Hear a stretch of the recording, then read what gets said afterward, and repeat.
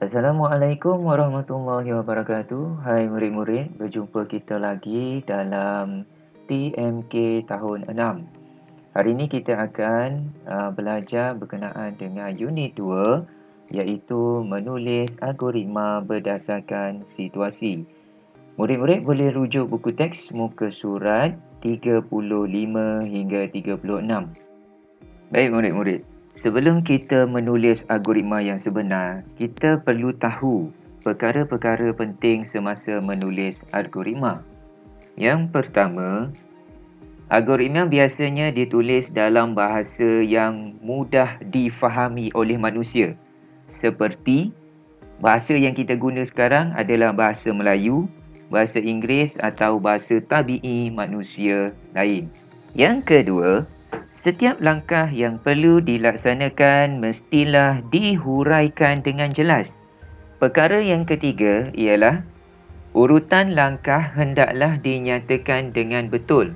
Murid-murid, cikgu akan menunjukkan cara untuk kita membina algoritma berdasarkan situasi secara urutan dan pilihan tunggal. Okey, algoritma. Situasi yang pertama, Nadia hendak menghadiri mesyuarat di sebuah bangunan di tingkat 5. Jika lift rosak, Nadia perlu naik tangga. Okey. So, secara urutan, okey, kita tengok satu persatu dah. Okey. Sila berada di hadapan pintu lift. Kemudian, tekan butang naik. Masuk ke dalam lift apabila pintu terbuka. Tekan butang nombor 5. Tunggu sehingga sampai ke tingkat 5. Keluar dari lift apabila pintu lift terbuka. Berjalan ke tempat mesyuarat. Okey, itu adalah algoritma secara urutan. Okey, mari kita lihat algoritma secara pilihan tunggal pula. Sila berada di pintu lift. Tekan butang naik. Masuk ke dalam lift apabila pintu terbuka. Jika lift rosak, guna tangga ke tingkat 5. Jika lift rosak. Okey, jika lift tu tak rosak, dia terus saja kepada masuk ke dalam lift apabila pintu terbuka. Okey, tekan butang 5. Tunggu sehingga sampai ke tingkat 5.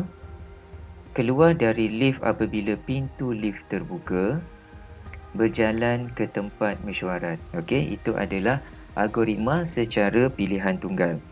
Okey, tengok arahan secara pilihan tunggal tu.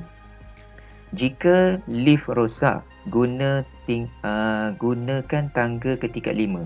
Okey, gunakan tangga ke tingkat 5. Apabila dia guna tangga ke tingkat 5, arahan dia terus saja pergi ke berjalan ke tempat mesyuarat. Dia tak perlu lagi untuk arahan masuk ke lift, tekan butang 5, tak perlu.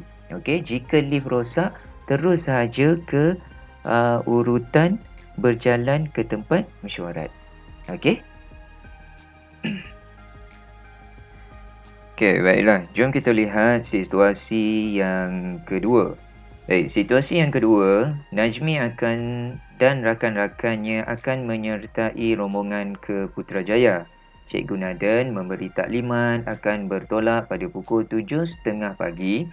Mereka akan singgah di Kuala Gerai untuk mengambil Cikgu Nora. Sekiranya tiba sebelum pukul 11 pagi, di Gua Musang mereka akan ke Cameron Highland dan meneruskan perjalanan ke Kuala Lumpur melalui Tapah. Baik, kita akan cuba menulis algoritma secara urutan terlebih dahulu. Okey, untuk situasi ini, murid boleh rujuk buku teks muka surat 35 dan 36. Okey, algoritma secara urutan berdasarkan situasi nombor 2 ni. Mulakan perjalanan dari SK Permata Nilam. Singgah di Kuala Gerai, ambil Cikgu Nora. Tiba di Pekan Gua Musang. Kemudian meneruskan perjalanan ke Kuala Lumpur melalui Kuala Lipis. Tiba di Kuala Lumpur. Okey, itu adalah algoritma secara urutan. Kita lihat algoritma, kita cuba bina algoritma secara pilihan tunggal pula. Mulakan perjalanan dari SK Permata Nilam, singgah di Kuala Kerai ambil Cikgu Nora, tiba di Pekan Gua Musang. Jika sampai sebelum pukul 11 pagi, akan ke Cameron Highland, kemudian ke Tapah. Okey, itu penambahannya jika dia ke Cameron Highland. Dia meneruskan perjalanan ke Kuala Lumpur melalui Kuala Lipis jika dia tidak pergi ke Cameron Highland. So, arahan yang ini akan digunakan. Seterusnya, tiba di Kuala Lumpur.